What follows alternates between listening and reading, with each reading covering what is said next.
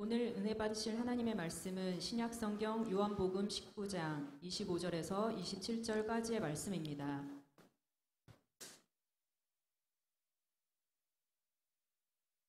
다 함께 합독하시겠습니다. 예수의 십자가 곁에는 그 어머니와 이모와 글로바의 아내 마리아와 막달라 마리아가 섰는지라. 예수께서 자기의 어머니와 사랑하시는 제자가 곁에 서 있는 것을 보시고 자기 어머니께 말씀하시되 여자여 보소서 아들이니이다 하시고 또 그 제자에게 이르시되 보라 내 어머니라 하신대 그때부터 그 제자가 자기 집에 모시니라. 아멘. 아멘. 우리 옆에 분들과 인사를 한 번 더 나누도록 하겠습니다. 사랑하고 축복합니다. 당신에게 주님께서 부탁하신 일이 있습니다. 여러분 믿습니까? 예. 주님께서 우리와 저와 여러분들에게 부탁하신 일이 분명히 있겠죠. 그 부탁하신 일은 다 다를 수 있습니다. 그런데 오늘 본문 말씀에 보면 이제 예수님께서 십자가에 죽으시는 이제 마지막 장면 가운데 이제 예수님의 부탁이 들어가 있는 내용입니다. 사실 보면 이 예수님의 십자가에 우리가 그림을 명화를 많이 보지만 그 예수님의 십자가의 주변에는요 다른 사람들이 없었습니다. 베드로도 보세요. 베드로도 멀찍이 있었거든요. 십자가의 주변에 있었던 게 아닙니다. 그 골고다 언덕길의 중간쯤에 그냥 불을 쬐면서 있었던 거죠. 그리고 십자가의 주변에 있는 사람들은요 예수님을 사랑해서 모인 사람들이 아닙니다. 예수님을 죽여야 된다라고 하는 바리새인들과 대제사장들과 그리고 예수님을 죽이려고 하는 율법주의자 유대인들이 그 주변에 모여 있었다라는 거예요. 그런데 목숨을 걸고라도 운명하시는 그 예수님의 십자가 주변에 모여있는 참 예수님의 사람들을 볼 수 있습니다. 여러분 머릿속에 한번 오늘 본문 말씀을 머릿속에 한번 그려보시기 바랍니다. 예수님은 때리면 그냥 맞고 침을 뱉으면 그냥 침뱉음을 당하며 아무것도 할 수 없는 그러한 십자가에 높이 달려 물과 피를 쏟고 계시는 상황이신 것이죠. 아무것도 할 수 없는 그러한 상황 가운데 예수님이 그 십자가 아래에서 눈물만 흘리고 있는 4명의 여인이 나옵니다. 그리고 요한. 그래서 오늘 본문 말씀에 그리스도의 모친 마리아와 막달라 마리아와 세베대의 아내 살로메와 그리고 글로바의 아내 마리아와 그리고 제자 요한. 많은 사람들은 예수님을 죽여야 된다. 그리고 로마 병정들이 있었는데요. 예수님의 주변에 예수님을 위하여 모인 사람들이 있었는데 그 사람들은 5명밖에 되지 않았다라는 거예요. 그 4명의 여인과 오늘 본문 말씀에 나와 있는 그리스도의 모친 마리아와 막달라 마리아와 세베대의 아내 살로메와 그리고 글로바의 아내 마리아와 그리고 제자 요한. 이 5명이 십자가를 지켜보고 있었습니다. 나머지 11명의 제자는 어디 갔습니까? 11명의 제자 중에 한 명 가룟 유다는 자기의 목숨을 끊고 그리고 10명의 제자들은요 그 십자가 주변에 있지 않았습니다. 어떻게 그냥 보면은요 힘없는 사람들입니다. 여인 4명이 무엇을 할 수 있겠습니까? 요한이 혼자 무엇을 할 수 있겠습니까? 그러나 그 갈보리 동산의 가장 감동스러운 그림으로 다가오는 이유가 뭘까라는 거예요. 그 십자가 주변에 제자들은 다 떠나갔고 두려워서 떠나갔고 죽을 것이 두려워서 떠나갔는데 그 십자가 주변에 이 여인의 4명과 요한이 그 자리를 지키고 있었다라는 사실입니다. 지금 이 장면 가운데 여러분 이 장면이 사실은 예수님께서 십자가에 죽으시는 장면 아니겠습니까? 근데 다른 명화들도 굉장히 많아요. 그런데 제가 이 사진을 고른 이유는 다른 명화들 속에서는요 많은 사람들이 십자가에 몰려서 예수님을 풀어달라고 하는 그러한 그림이기 때문에 성경에 맞지 않아서 이 그림 성경에 가장 가까운 예수님의 십자가에 있었던 이 5명의 사람들 이 그림을 선택한 것이죠. 여러분 그런데 이 그림이 왜 영광스러운 일일까라는 겁니다. 사실 보면은요, 이 5명은요, 저들 모두는 자신보다도 다른 사람을 더 생각한 사람들이었다라는 거예요. 자신보다도 다른 사람을 생각한 삶을 살아간 사람들이었다라는 거죠. 예수님께서도 한번 생각해 보세요. 십자가의 죽으심이 마땅합니까? 죄가 있어서 십자가에 죽으신 겁니까? 아니거든요. 예수님은 능력이 있었어요. 권세도 있으셨습니다. 나의 억울함을 풀 수 있는 능력과 힘도 있으셨습니다. 십자가에서 내려오지 못하여 십자가에서 안 내려오는 것이 아니죠. 하나님의 그 명령, 하나님께서 예수 그리스도에게 주신 그 명령, 너는 세상을 구원하기 위하여 십자가에 달려 죽어야 된다. 라고 하는 그 하나님의 부탁을 듣고 이 땅 가운데 오신 거 아니겠습니까? 그래서 십자가에 죽으신 것이죠. 여러분 생각해 보세요. 예수님이 내가 부활하면은 원수를 갚겠다 그러셨습니까? 아니거든요. 십자가에 죽으신 그 순간에도 예수님은 뭐라고 말씀하셨냐면 아버지 저들을 사하여 주옵소서. 내 손에 못을 박은 그들을 향하여, 내 옆구리에 창을 찌른 그들을 향하여 누구를 먼저 생각했습니까? 다른 사람을 먼저 생각했다라는 거죠. 그러면서 주님의 고백은 아버지 저들을 사하여 주옵소서. 자기들이 하는 것을 알지 못하나이다. 비록 나를 죽인 사람이지만 그를 살려주라고 하는 그 예수님의 부탁 아니겠습니까? 예수님의 십자가를 지시는 그 엄청난 고통 속에서도 나를 구원해 주시옵소서. 물론 이 잔을 옮기실 수만 있다면 옮겨주시되 내 뜻대로 마옵시고 아버지의 뜻대로 하옵소서 라고 하는 그러한 기도를 드리죠. 얼마나 고통스러우면 그러한 기도를 드렸겠습니까? 그럼에도 불구하고 내가 내려가야 되겠습니다. 너무나 고통스럽습니다. 그 말이 아닌 다른 사람을 생각하고 그 중에도 당신을 찌른 그들을 용서해달라는 그 주님의 기도. 여러분 이것이 아름다운 겁니다.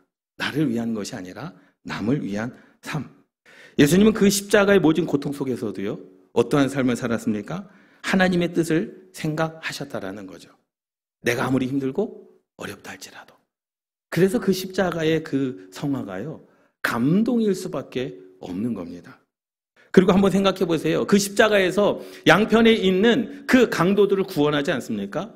그래서 예수님께서 내가 진실로 내게 이르노니 오늘 내가 함께 나와 낙원에 있으리라. 나와 함께 낙원에 있으리라. 죽는 순간까지도 무엇을 하십니까? 그들에게 구원의 기회를 주십니다. 이것이 은혜입니다. 이것이 감동인 것이죠. 사실 우리의 인생 가운데 내 발등에 불이 떨어지면 내가 혼자 살아야 된다라고 하는 급급한 그런 마음이 있지 않습니까? 나는 억울함인데 이 억울함을 풀 능력이 있는데 내 억울함을 풀어서 저 사람을 못되게 해야 되겠다는 그런 마음이, 그런 욕심이 우리 마음 가운데 있지 않습니까? 또 십자가 밑에서 눈물만 흘리고 있는 이 모친의 앞날을 한번 생각해 보세요. 이 모친의 앞날, 그 어머니, 그 아들의 심정이 어떠했겠느냐라는 거예요. 베드로는 어디에 있었습니까? 베드로는 십자가의 그 죽으신 밑에 있지 않았습니다. 여러분 이 순간을 이야기하는 거예요. 물론 베드로가 성령의 세례를 받고 정말로 그 말씀을 선포함으로 한 번에 3,000명 회개하는 그런 놀라운 하나님의 역사, 뒤에 가서는 말씀드리겠지만 그 10명의 제자들이 11명의 제자들이 다 순교하는 일을 감당을 하죠.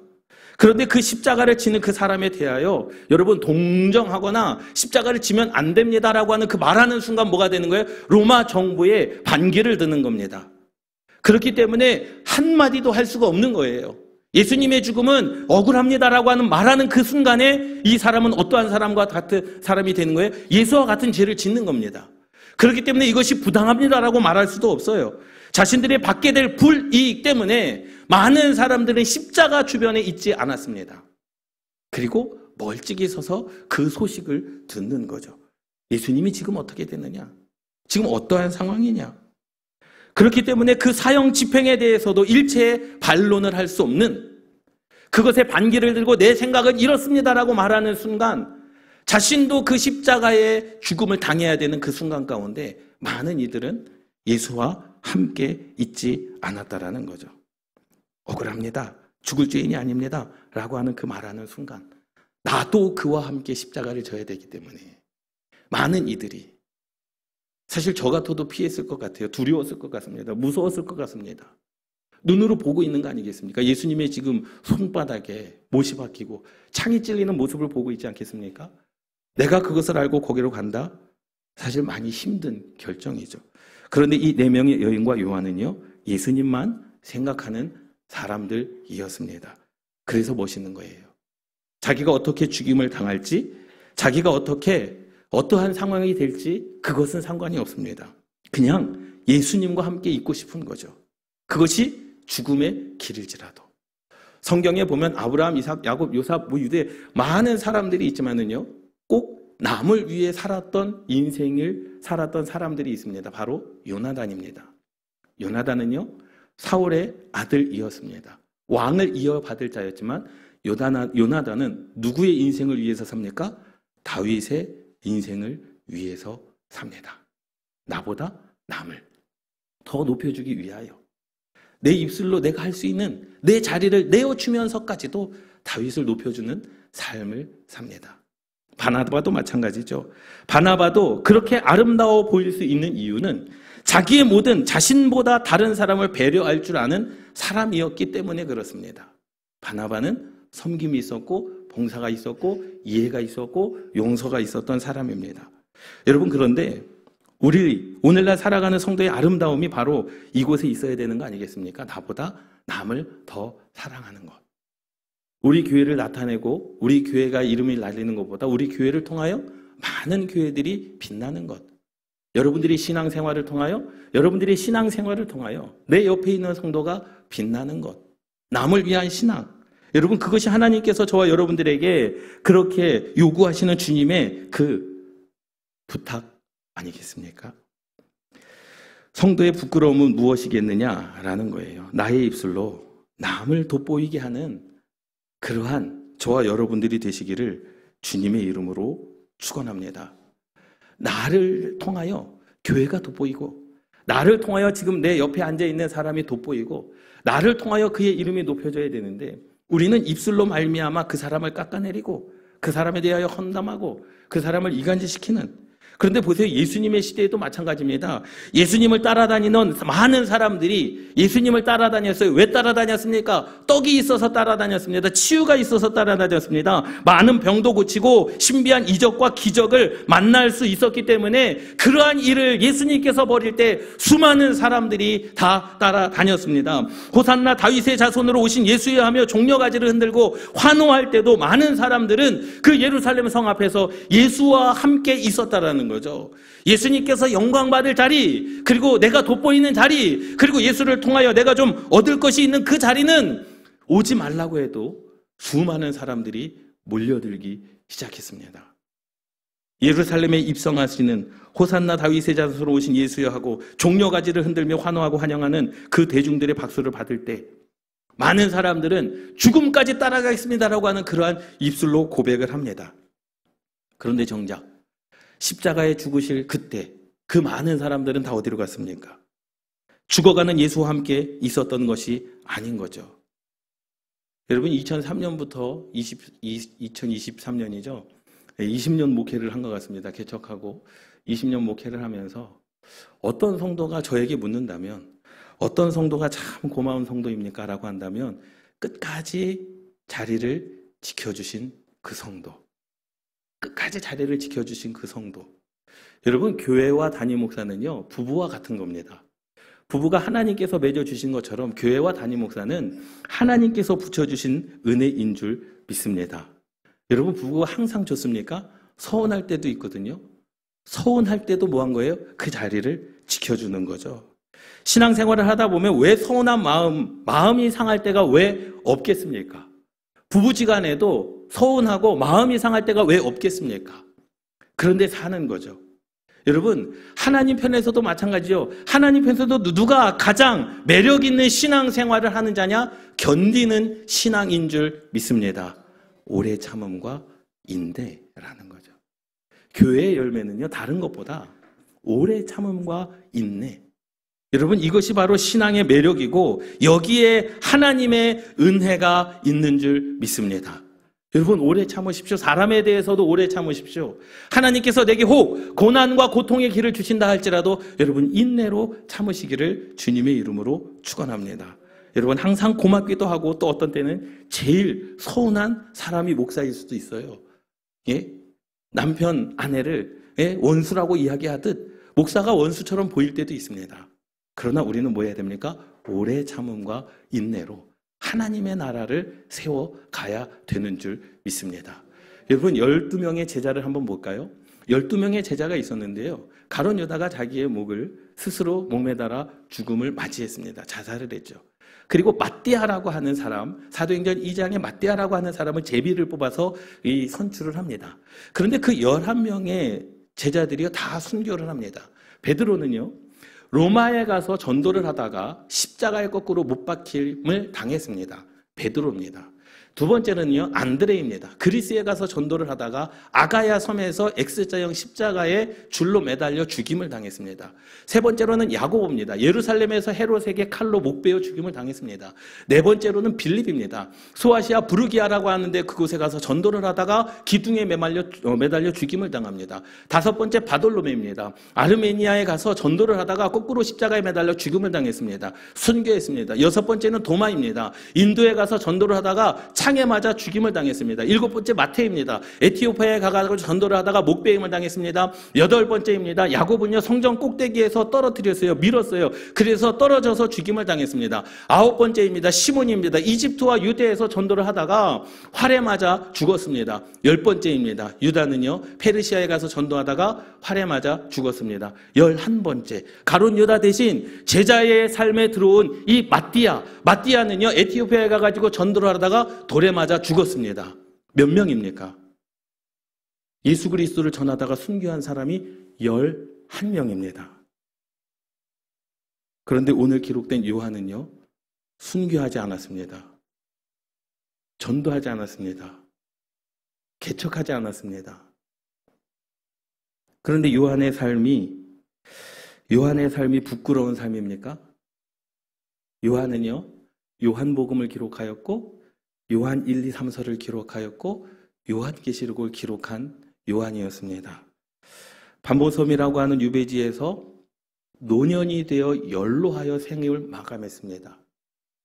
전도를 하다가 순교를 당한 것도 아니고요, 교회를 세우다가 순교를 당한 것도 아니고요, 죽임을 당한 게 아닙니다.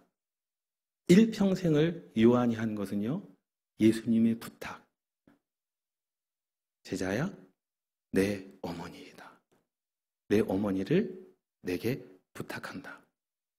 기록에 보면 약 35년 동안을 이 요한이 마리아를 섬깁니다. 여러분, 그 일이 하찮은 일이라고 우리가 말할 수 있겠습니까? 요한은 순교하지 않았어요. 순교의 제자들을 기록해 보면 11명들은 이렇게 어디에 가서 순교를 당하고 활에 찔리고 목베임을 당하고 또 성전에서 떨어져서 죽임을 당했는데, 요한은 그냥 그 인생의 연로함을 통하여 어떻게 된 거예요? 생을 마감한 겁니다. 어떻게 보면 멋있는 삶은 아니에요. 야, 인생에 내가 예수님의 제자가 되는데 그래도 마지막 때는 내가 순교를 당해야 되는 거 아니냐?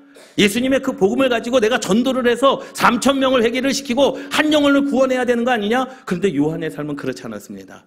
누가 봐도 멋있는 삶은 아닙니다. 이왕이 한번 믿은 거 그냥 제대로 믿어야 되는 거 아니야? 그런데 요한의 삶은 그것이 아니었다라는 거죠. 십자가 위에서 예수님은 요한에게 어머니를 부탁합니다. 다른 거 아닙니다. 여자여 보소서 아들이니이다. 보라 내 어머니라 라고 하는, 지금 사랑하는 제자 요한에게 어머니를 부탁하고 있는 거 아니겠습니까? 지금 십자가 밑에 다른 11명의 제자들은 없었어요.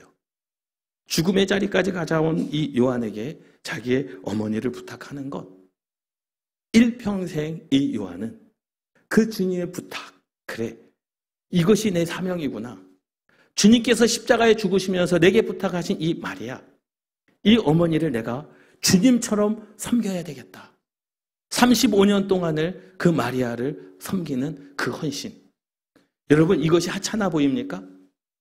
여러분, 이것이 다른 순교자들 베드로와 바돌로메와 마띠아와 비교할 수 있는, 야, 그거는 누구든지 할 수 있다라고 말할 수 있겠습니까? 아니요. 여러분, 일의 크고 작음을 이야기하는 게 아닙니다. 지금 요한은요, 끝까지 무엇을 받고 있는 거예요? 주님의 부탁하신 일. 주님이 내게 부탁하신 일. 그 일을 감당하기 위해서 끝까지 뭐 하는 겁니까? 몸부림치고 있는 겁니다. 남의 사명이, 남의 사역이 더 좋아 보일 수 있어요. 아, 나도 저렇게 하고 싶다. 나도 저런 거 하고 싶다. 나도 저렇게 신앙생활 하고 싶다라고 하는 그러한 마음이 우리 가운데 들 수도 있습니다. 그런데 그것은 내 것이 아닌 겁니다. 요한이 십자가에서 그 주님의 음성을 듣고, 아니, 주님, 나 그거 못합니다. 나도 베드로처럼 설교하기를 원합니다. 나도 사도 바울처럼 교회를 개척하고, 나도 사도 바울처럼 이방에 나가서 복음을 전하기를 원합니다. 아니요, 그것은 자기의 일이 아니었다라는 거죠. 주님께서 부탁하신 일. 그것은 나를 위한 삶을 포기하고 그 마리아를 위한 삶.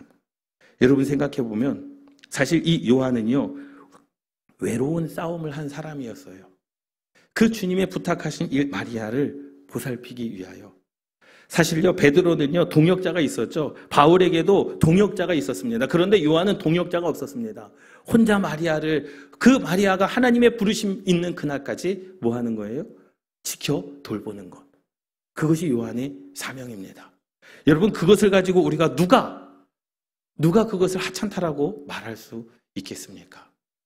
여러분, 주님이 무엇이라도 부탁할 수 있는 그 사람이 바로 축복의 사람인 줄 믿습니다. 여러분, 이것이 큰 축복의 사람이에요. 이러한 은혜가 있기를 주님의 이름으로 축원합니다.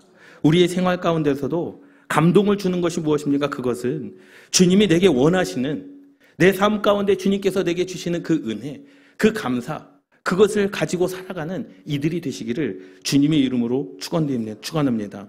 계산되어지는 일이 아니라 마음을 감동케 하시고 나를 사용하시려고 하는 그 주님의 그 크고 작은 부탁들, 여러분, 일의 크고 작은 것, 그것보다도 내게 부탁하신 그 일을 내가 감당하는 것, 그것이 저와 여러분들의 사명인 줄 믿습니다. 제가 선교사님을 너무나 대접하고 싶은 마음이 컸었어요. 그래서 25분, 한 30명 가족들이 다 오신다라고. 그래서 누구도 부르면 안 됩니까? 안 된다고 할 수 없잖아요. 오시라고 하시죠. 누구 선교사님도 지금 들어와 계시는데요. 예, 오시라고 하시죠. 그런데 사실 재정적으로 많이 힘들어요. 교회 재정으로 하기에는 그만큼 넉넉하지도 않았습니다. 그래서 하나님께서 감동을 주신 거죠. 그래서 큰 기업 대표들에게 두 분에게 제가 문자를 보냈어요. 그 기업 대표들에게 문자를 보냈다고 해서 뭐 1,000만 원, 100만 원 이렇게 보내주시는 게 아니거든요. 또 그것을 원하지도 않았고요. 그래서 여러분들이 아는 이 죽 아시죠? 우리나라 큰 기업의 그 죽 대표 집사님에게 문자를 보냈습니다. 이만저만해서 이렇게 함께 동참해 줄 수 있습니까? 그리고 제가 가끔 이게 여러분들에게 이제 고추장을 드리지 않습니까? 그 고추장 대표님에게도 이제 문자를 보냈죠. 이만저만해서 이렇게 하는데 좀 함께 동참해 주실 수 있겠습니까? 라고 이렇게 문자를 보냈어요. 사실 나를 위해 부탁하는 거는요, 제가 잘 못합니다. 나를 위해서 좀 도와주십시오 라고 하는 것은 제가 사실 누구에게 그렇게 부탁해 본 일이 거의 없습니다. 또 부탁하기도 조금 그래요. 그래서 지난번에 이제 동유럽 선교를 갈 때에도 DY 물산 이경원 장로님 굉장히 저하고 관계가 좋거든요. 그래서 나를 위한 부탁이 아니라 이제 우리 선교를 위해서 하는데 좀 도와주십시오. 선교하는 일에 도와주십시오. 그래서 옷 300벌을 해주시지 않았습니까? 그러한 은혜가 있는 거죠. 마음의 감동이 있는 겁니다. 고민이 많았지만 마음의 감동이 있어서 부탁을 드렸어요. 그런데 저는 알아요. 그분들이 수없이 많은 곳에서 그러한 문자를 받지 않겠습니까? 뭐 저와 개인적인 관계가 있고 안부를 묻고 친분의 관계가 있다 할지라도 사실 그 문자를 보내는 것도 힘들고 보내는 저의 입장도 힘들고 받는 그분들의 입장도 사실은 쉽지 않습니다. 왜? 거절할 수 없기 때문에. 관계가 있기 때문에 사실은 그러한 문자를 받고 거절한다라는 것이 쉽지는 않습니다. 그런데 알죠? 그분들의 마음을 알죠? 얼마나 많은 분들에게 도와드리고, 그런데 그것이 그 비용이 문제가 아니라 그들 가운데 함께, 이것이 혹 주님께서 당신에게 부탁하신 일이라고 한다면 함께 동참해 주시오라는 의미였던 것이죠. 무조건 달라, 무슨 강도처럼 줘야 된다라는 그러한 의미는 아니었습니다. 또 그것을 줬다고 해서 내가 기쁘고 안 줬다고 해서 내가 실망하거나 그렇지는 않습니다. 혹 그것 때문에 시험에 들지는 않을까, 오히려 기도하게 되는 것이 저의 마음 아니겠습니까? 여러분, 얼마를 보내줬다 안 보내줬다 그것이 중요한 게 아닙니다. 나는 지금 주님의 일을 하고 있느냐라는 거죠. 나는 그러한 거룩한 통로의 삶을 살아가고 있느냐. 하나님께서 야 너는 죽어야 된다. 그럼 우리는 그 주님께서 부탁하신 일을 지금 감당하고 있느냐. 내 어머니를 부탁한다. 그 말에 요한은 일평생을 그 어머니를 모시는 일에 자기의 생명을 다했습니다. 그러면서 영적인 깊이가 있고 영적인 성숙을 통해서 요한복음, 요한 1, 2, 3서, 요한계시록을 쓰는 하나님의 사람이 되었던 거죠. 여러분, 우리의 인생 가운데 하나님께서 일하시는 하나님의 일은 뭐냐면요, 교회의 일은 주님을 위해서 하는 겁니다. 믿습니까? 제가 목사가 된 것도 주님을 위해서 되어진 것이고, 이 교회가 세워진 것도 주님을 위해서 교회가 세워진 것이고, 여러분들이 직분을 받은 것도 교회를 위해서, 하나님의 나라를 위해서 세움을 받은 것이지 사람을 위한 것이 아님을 여러분 깨달으시기 바랍니다. 주님을 위한 일입니다. 사람을 위한 일이 아니라는 거예요. 주님을 위한 일 가운데 여러분 승리하는 삶을 살아가시기를, 아름다운 삶을 살아가시기를 주님의 이름으로 축원합니다. 주님의 이름으로 축원합니다. 인생 가운데 그러한 일이 있었습니다. 교회를 이제 사가지고 이전을 하는 거죠. 식당을 만들었습니다. 그런데 어떤 한 권사님이 그러는 거예요. 부자였어요. 헌금도 굉장히 제일 많이 하시는 분이었습니다. 그런데 유아실이 필요했습니다. 그래서 좀 우리가 불편해도 이 밥상을 깔고 앉아서 식사를 하고, 그리고 주일날 아이들이 예배를 드릴 때 이걸 치워서 아이들이 충분히 놀게 해줬으면 좋겠습니다라고 이렇게 말씀을 드렸더니, 그분은 처음에 태어나면서부터 지금까지 바닥에 앉아서 식사를 해본 적이 없다는 거예요. 그래서 제가 이해를 시켰어요. 그럼 아이들이 놀 장소가 없습니다. 아이들이 예배를 드릴 공간이 없습니다. 라고 말씀을 드렸더니 아예 괜찮다는 거죠. 자기가 그 비용을 다 낼 테니까, 식탁을 사는 거, 의자를 사는 것을 자기가 비용을 다 낼 테니까 그것을 하자라는 겁니다. 고민이 되는 거죠. 고민이 되는 거예요. 아이들을 위한 선택을 할 것인가? 저 돈 많이 헌금하시는 그분을 선택할 것인가? 라는 거죠. 예, 그래서 결정을 했습니다. 저는 진짜 신중한 결정을 한 거예요. 신중한 결정. 그 결정은 뭐냐? 그럼 식탁 하나만 놓으면 되지 않겠습니까? 그곳에서 식사하십시오. 라고 하는 것은요, 제가 이 말을 누구에게 했더니 이런 말씀을 하시더라고요. 엿먹으라고 그런 거 아니냐. 예. 그런데 아니었어요. 저는 정말로 고심 끝에 정말로 그분을 위하기도 하고 어린아이들 위하기도 하는 그러한 선택이었습니다. 그것밖에 방법이 없었습니다. 그래서 정중하게 말씀을 드렸죠. 여기에서 식사를 하시고, 그리고 새신자가 오면 같이 하시고, 또 때로는 저와도 같이 하시면 어떻겠습니까? 라고 했는데 그 말에 상처를 받으셨어요. 그리고 그 다음 주부터 교회를 나오지 않으셨습니다. 예. 사실 그래요. 교회는요, 나를 위한 교회가 아님을 깨달으시기 바랍니다. 내가 교회에 와서 불편할 수도 있죠. 내 생각과 내 방법과 다를 수도 있습니다. 여러분, 그때 누구를 위한 일인가를 한번 먼저 생각해 보시기를 주님의 이름으로 축원합니다. 요한의 삶, 어떻게 보면 멋있진 않는 삶이었어요. 순교하지도 않았습니다. 복음을 전하는 전도자의 삶을 살지도 않았습니다. 11명의 순교자와 비교했을 때 별다른 그러한 힘든 일도 겪지 않았던 삶이었습니다. 그런데 요한이 아름다운 이유는 뭡니까? 끝까지 주님께서 부탁하신 일, 내게 부탁하신 그 일을 감당하고자 일평생을 그 주님께서 부탁하신 일을 감당하며 살아갔던 그 모습이 아름다운 모습 아니겠습니까? 여러분, 그 일을 감당하는 저와 여러분들, 그리고 우리 교회 되기를 주님의 이름으로 축원합니다. 주님께서 부탁하신 일이 분명히 있어요. 내게도 또 여러분들에게도. 여러분, 때로는 조금만 더 이해하시고, 조금만 더 인내하시고, 조금만 더 오래 참으시고, 조금만 더 하나님의 영광을 위하여 삶을 살아가시기를 주님의 이름으로 축원합니다.